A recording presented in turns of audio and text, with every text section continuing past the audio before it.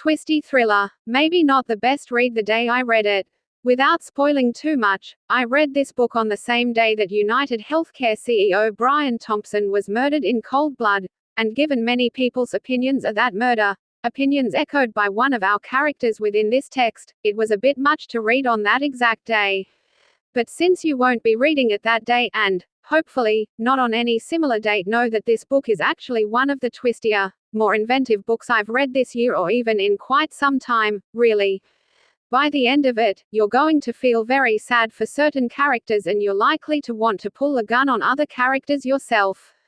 Still, other characters come off as incredibly sleazy basically every time they are on screen, and other characters you're going to wind up actively cheering certain actions, at minimum. If you enjoy twisty thrillers where nothing is ever as it seems, there is quite a bit to like here.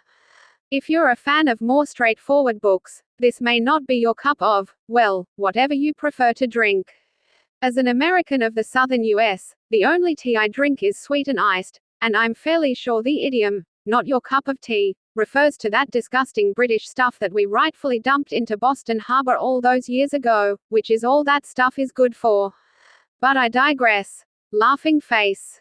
Complex. Thrilling. Titillating to a degree, even. If those are things you like in your books, congratulations. You've found a book that is right there. If a more hallmarky approach is more your speed, there are a lot of those stories out there, but this ain't that. Overall, truly one of the more enjoyable and interesting books of the near 200 I've read this year. It will likely be on my top 24 books I read in 2024 list. Smiley face. Very much recommended.